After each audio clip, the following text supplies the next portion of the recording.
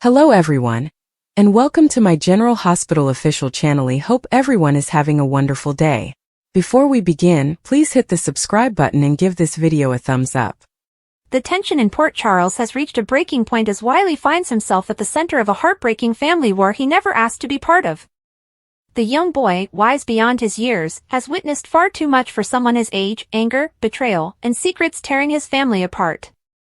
For so long, he's been caught between his mother, Willow, and his father, Michael, both of whom have made choices that shaped his little world. But now, in a twist no one saw coming, Wiley is the one who steps up to make a decision that changes everything. Michael's latest plan for revenge, carefully crafted and fueled by months of resentment, is about to spiral out of control until Wiley's innocent but powerful intervention forces his father to stop before it's too late. Michael Corinthos had been pacing in the Quartermain living room for hours, his phone clutched tightly in his hand. He'd been waiting for an update from his contact, a confirmation that the plan was set in motion. Every instinct told him he was justified. Willow had betrayed him in ways he never thought possible, protecting Nina, forgiving her, and even allowing her back into Wiley's life after all the pain she caused. It didn't matter that Nina had been dying and needed family. To Michael, forgiveness had limits. But tonight, as the lights in the mansion dimmed and the house grew silent, a small voice broke through the storm brewing in his heart. "Daddy," Wiley said quietly, clutching his stuffed bear as he walked into the room. "Why are you mad again?" The question froze Michael in place. He turned around, forcing a smile, but the boy could see through it. He always could. "I'm not mad, buddy," Michael said, kneeling down. "Daddy's just trying to fix something." Wiley tilted his head, his expression innocent but curious. "Is it Mommy?" The words hit Michael like a punch to the chest.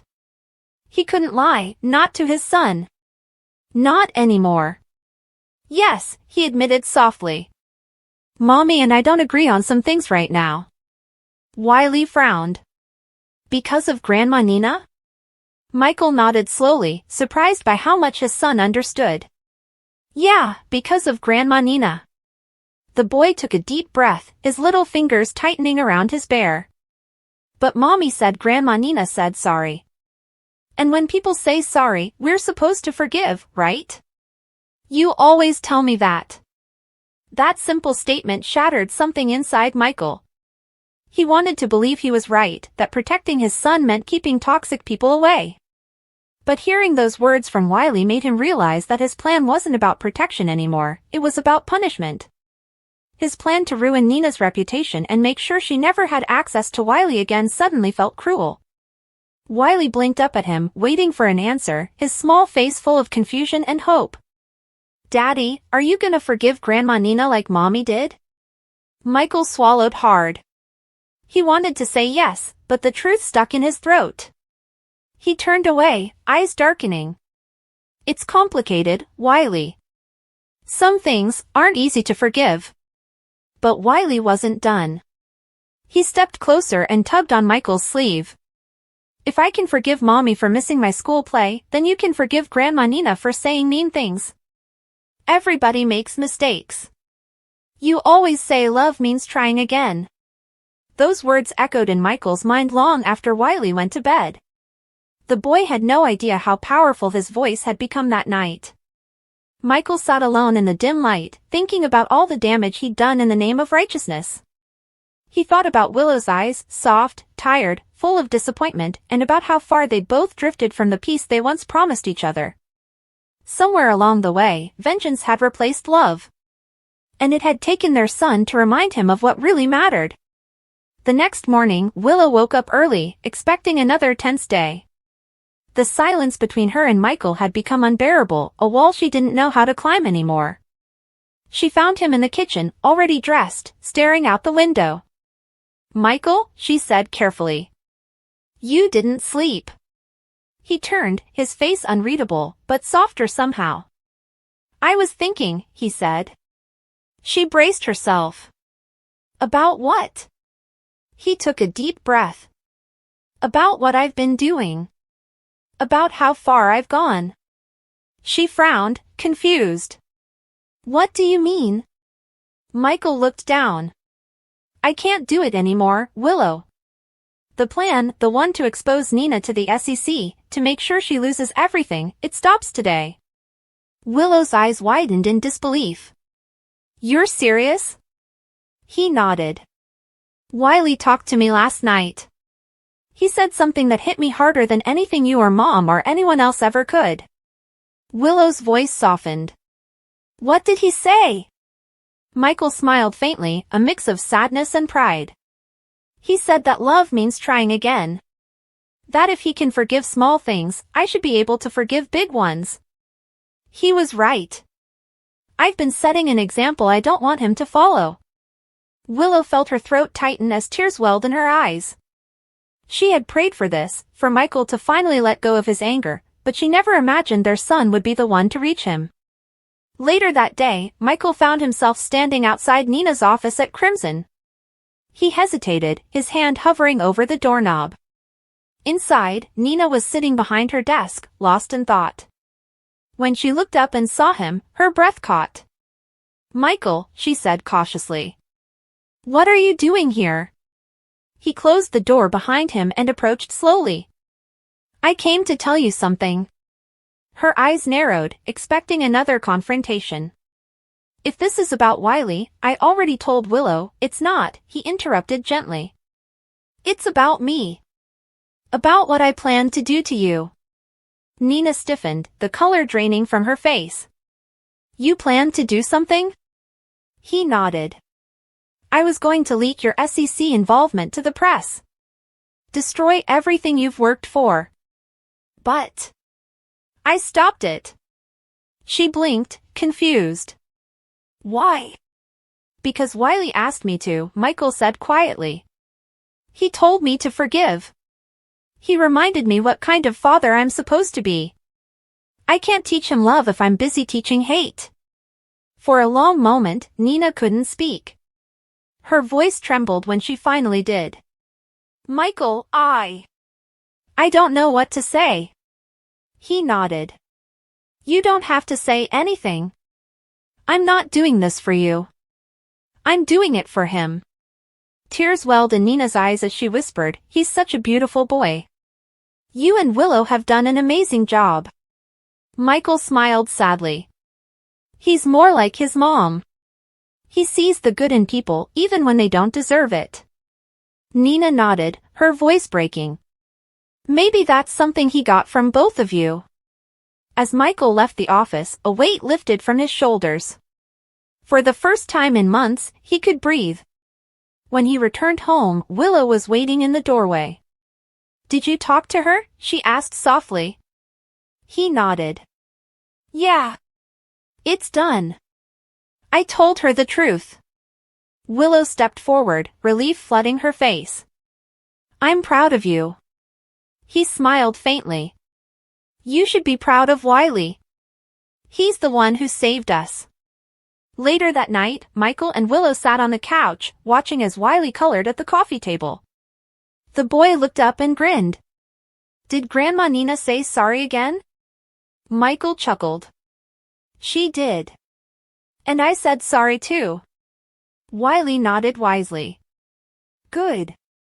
Now we can all have pizza night again. Willow laughed, tears in her eyes. Maybe we can. But beneath the laughter, both parents knew this moment meant more than just forgiveness, it was a turning point. Michael had finally learned that letting go didn't mean weakness. It meant strength. And Wiley, in his pure, unguarded way, had become the glue holding their family together. Days later, Nina visited the Quartermain estate. She hesitated at the door, unsure if she was truly welcome. When Michael opened it, she was surprised to find warmth in his eyes. Come in, he said simply. Wiley ran to her immediately, wrapping his small arms around her legs. Grandma Nina! Daddy said it's okay now. Nina knelt, hugging him tightly as tears streamed down her face. That's right, sweetheart. Everything's okay now. Watching the scene, Willow's heart swelled with emotion. This was what she had wanted all along, peace. No more tension, no more hate. Just family. Later, when Nina left, Wiley climbed into Michael's lap. See, Daddy? When you stop being mad, everybody smiles more. Michael kissed the top of his son's head. You're right, buddy. You were right about everything. And though the world of Port Charles would never stop spinning with secrets, betrayals, and heartbreaks, this family had found something rare, healing. Wiley had reminded them all that sometimes, the greatest lessons come from the smallest voices. In a town where power and revenge ruled so many hearts, a little boy's love had become the most powerful force of all. As the night settled over the mansion, Willow watched Michael and Wiley play together, their laughter echoing through the halls. She whispered to herself, "Thank you, Wiley. You saved us." And somewhere deep inside, Michael knew that his son had given him back something he thought he'd lost forever, his ability to forgive. Even Sonny, who had heard about Michael's decision from Carly, couldn't hide his quiet pride when he saw his son later that week. "You did the right thing, Mike," Sonny said softly, handing him a drink. "Took me a long time to learn that revenge never fills the hole inside you." Michael nodded. "Wiley taught me faster than life taught you." Sonny smirked. "Guess that kid's got the best parts of you and Willow, and maybe a little bit of me too." Michael laughed, the sound lighter than it had been in months. "Maybe he does." He looked out at the harbor lights flickering in the distance. "He's the reason I stopped. The reason I can move on." Sonny patted his shoulder. "That's what family's for." Back at home, Willow tucked Wiley into bed. "You did something very brave, you know that?" she said softly. Wiley smiled sleepily. "I just wanted Daddy to be happy again." She brushed his hair from his forehead and kissed him. "And you made that happen." As the house fell silent and the night deepened, a sense of peace finally settled over the family. For the first time in a long while, they were whole again, not because of revenge or justice, but because of forgiveness. Wiley, with his pure heart, had reminded everyone that love, real, unconditional love, was the only thing that could truly heal the wounds of the past. In Port Charles, where secrets always linger and danger is never far away, the Corinthos Quartermain family had found a moment of calm, a fragile, beautiful reminder that even in a world built on chaos, one child's innocence can change everything.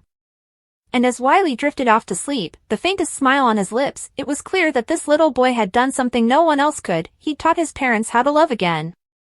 Would you like me to expand this story to a 3,000-word continuation, where Wiley's act of forgiveness inspires Nina and Willow to rebuild their bond in front of Carly and Sonny? That would create an even more emotional next chapter. The oppressive silence in the penthouse was a living entity, thick and heavy enough to choke on. It was a silence born not of peace, but of secrets festering in the dark, of lies meticulously constructed now teetering on the brink of collapse. Michael Corinthos stood at the floor-to-ceiling window, his back to the room, his shoulders set in a rigid line of defiance. Before him, the city of Port Charles sprawled out, a glittering tapestry of normalcy that felt a million miles away from the war zone his life had become. The source of the tension sat across the room, a study in contrasting anxieties. In a large, plush armchair, Wiley Corinthos, not yet a decade old but possessing a wisdom in his eyes that no child should ever have to earn, fidgeted with the hem of his shirt. His small frame was tense, his gaze darting between the unyielding back of his grandfather, Sonny Corinthos, and the pale, trembling form of his grandmother, Carly. His mother, Willow, sat beside him on the arm of the chair, one hand resting protectively on his back, her touch a silent anchor in the storm he felt gathering. And then there was Sonny. He paced like a caged panther, his movements sharp and predatory. The plan was set. The pieces were in motion. To him, it was a simple, elegant solution to an intolerable problem. Carly's betrayal, her alliance with Drew Kane, the man Sonny currently saw as a rival for everything from business to the ghost of his late wife's affection, was a wound that festered daily. It was an insult that demanded a response, not just from the cuckolded husband, but from the undisputed king of Port Charles's underworld. His plan was to systematically dismantle her life, to strip her of the hotel, her financial security, her social standing, until she was left with nothing but the stark consequences of her choices. He would show her, and the entire city, that no one crossed Sonny Corinthos. "This is a mistake, Sonny," Michael's voice cut through the silence, low and strained. He finally turned from the window, his eyes landing on his father. "You're not thinking." You're reacting. And when you react like this, people get hurt. Innocent people. Innocent? Sonny barked out a harsh, mirthless laugh. There are no innocents here, Michael. Only consequences. She made her bed with Drew. Let her lie in it. She's my mother, Michael shot back, his voice rising. And more importantly, she's Wiley's grandmother. Your war with her doesn't just affect the two of you. It ripples out. It always does. I will not let you drag my son through another one of your vendettas. Wiley flinched at the raised voices, pressing closer to Willow. He didn't understand the specifics of the business or the complex adult emotions, but he understood anger. He understood the word war.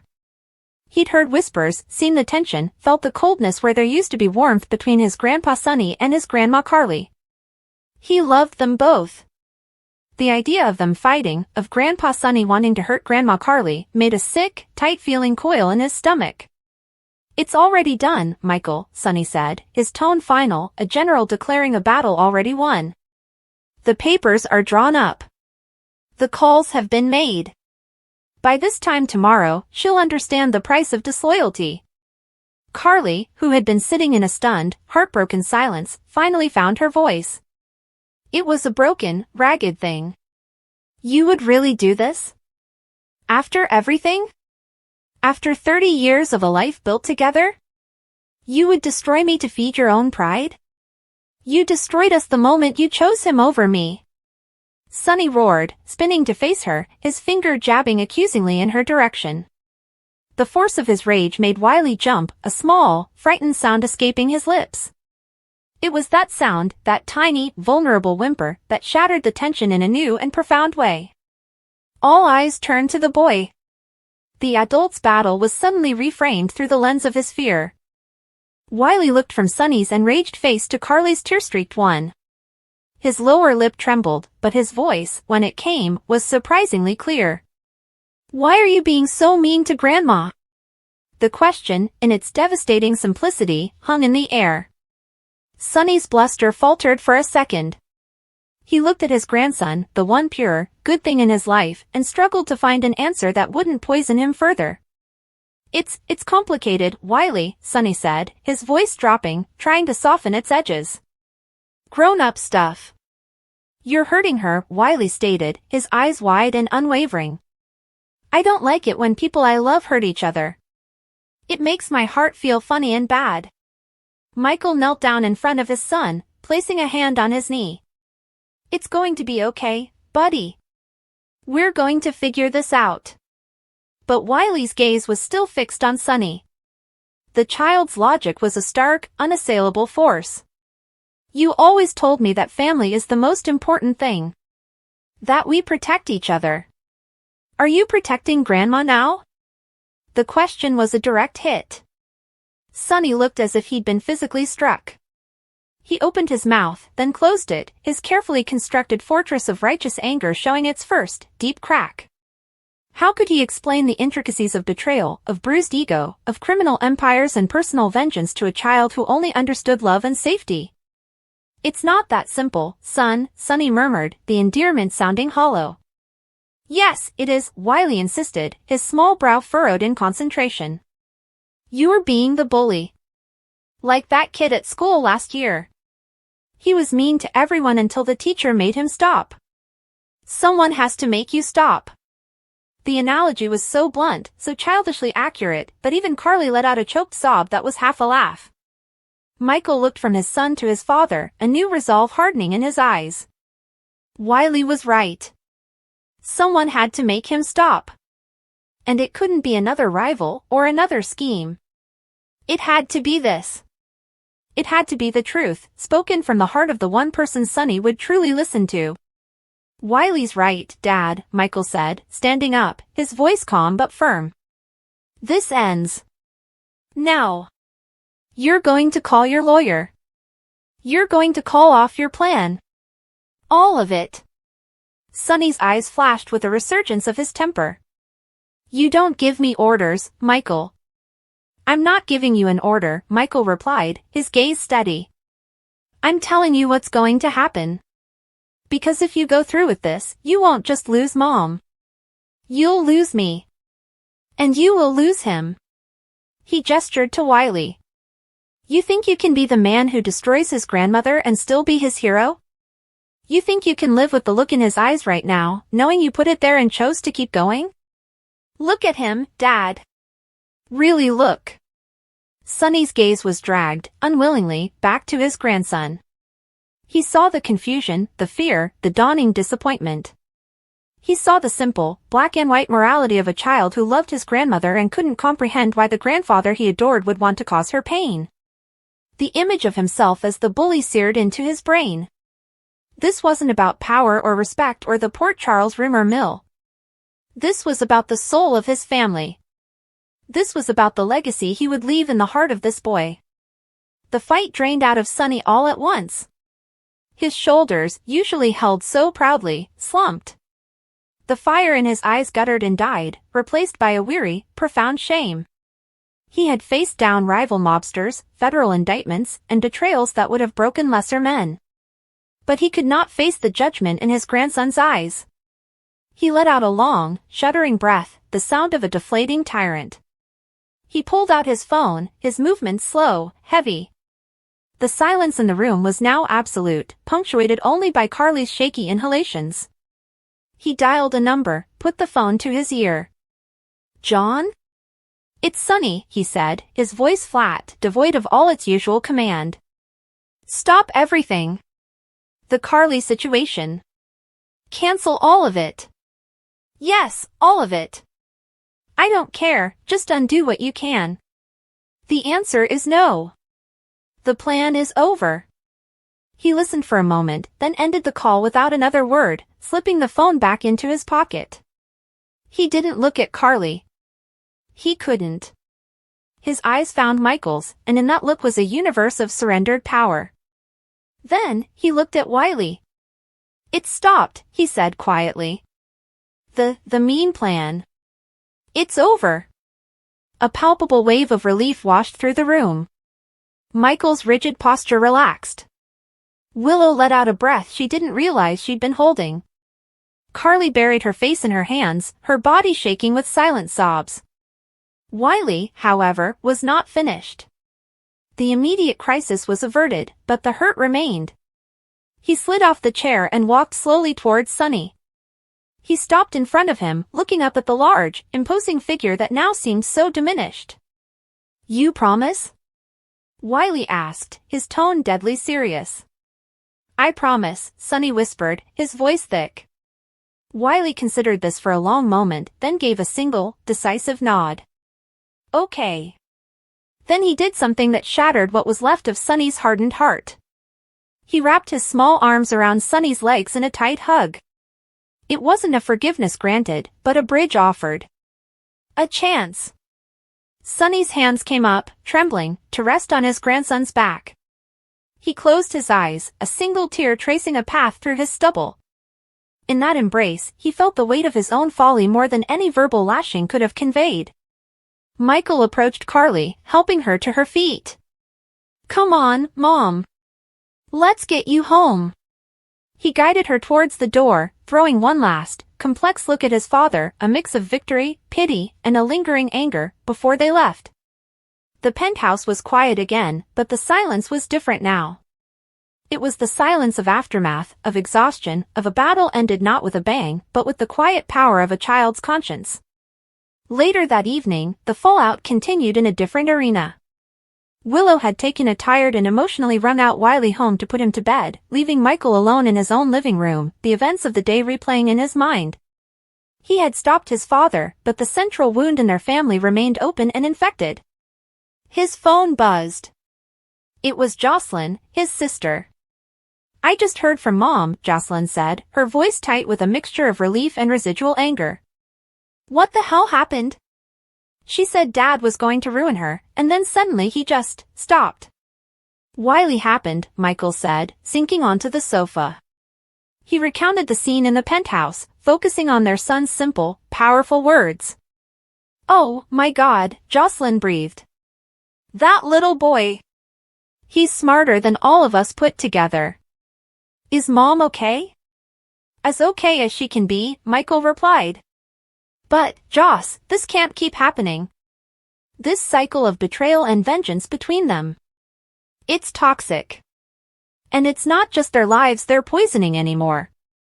He knew he was talking about his own history, his own struggles with forgiveness. He thought of his mother, not just in her role as Sonny's victim today, but in her own role as a perpetrator of a far greater, more foundational betrayal. The memory was a cold stone in his gut, one he had carried for years. After he got off the phone with Jocelyn, he sat in the deepening twilight, the room lit only by the city lights outside. Willow came in, having finally gotten Wiley to sleep. He asked for a story, but he was out before I finished the first page, she said softly, coming to sit beside him. She took his hand. You did a good thing today, Michael. You stood up to your father. And Wiley, he was incredible. He was, Michael agreed, his thumb stroking her hand. He saw the truth of it in a way we're all too complicated to see. He made me see it. He paused, the words sticking in his throat. It's made me think about other things. Other betrayals. Willow knew immediately what he meant. She knew the history, the deep, festering wound that Nellie Benson had left in their lives, a wound that was inextricably linked to Carly. Your mother, she said softly. Michael nodded, his jaw tight. All my life, she lied to me. She let me believe my father was a monster. She kept me from AJ for years. She manipulated my entire world to suit her narrative, to keep me close, to keep me as her son. And when I found out, when I learned that Nellie was my sister, that she had given birth to my son and my mother knew and said nothing, he trailed off, the old, familiar anger rising like bile. I've held on to that anger for so long, Willow. It's been a part of me. A justification for every wall I've put up, for every cold shoulder, for every withheld word. It was a justified anger, Willow said carefully. What she did was unforgivable, in many ways. Was it? Michael asked, turning to look at her, his eyes searching. Today, I watched my father be ready to burn our entire family to the ground because he couldn't see past his own hurt pride. He was going to become the monster everyone always said he was, all for the sake of vengeance. And the only thing that stopped him was love. Wiley's love. Not more anger, not a bigger threat. Just love. He stood up and began to pace, just as Sonny had, but his movements were not predatory, they were pensive, a man working his way through a labyrinth of his own emotions. I've been holding my mother at arm's length for years. I've punished her, over and over. And for what? To prove a point? To make sure she never forgets what she did? I saw the look in her eyes today when Sonny was tearing her down. It was devastation. And I realized. I've been doing a version of that to her for years. A cold, silent version. Michael, what are you saying? Willow asked, her voice barely a whisper. I'm saying I'm tired, he admitted, the confession feeling like a physical weight being lifted. I'm tired of carrying this. I looked at my son today and I saw the man I want him to be. A man who stands up for what's right, but also a man who understands the power of forgiveness.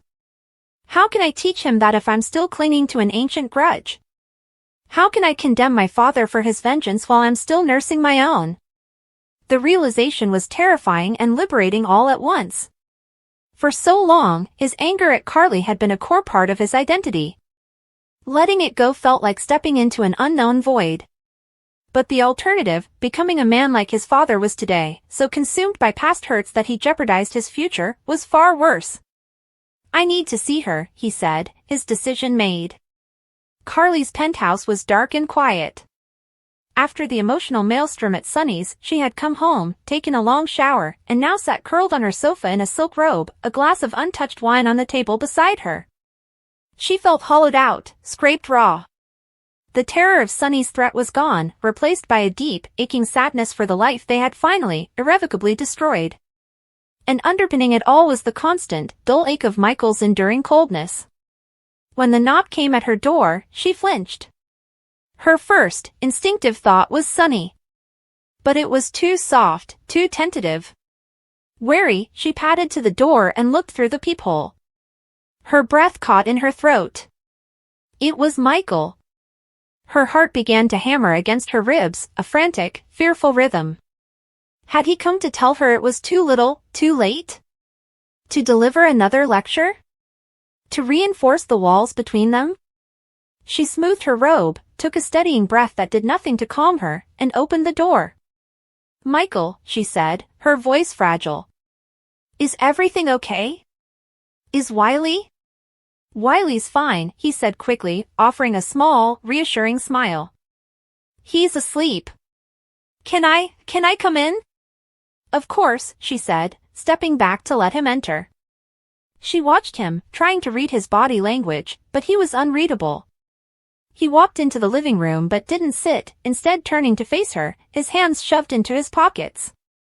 The silence stretched between them, thick with unsaid things. Carly wrapped her arms around herself, a defensive gesture. "Thank you," she began, her voice trembling.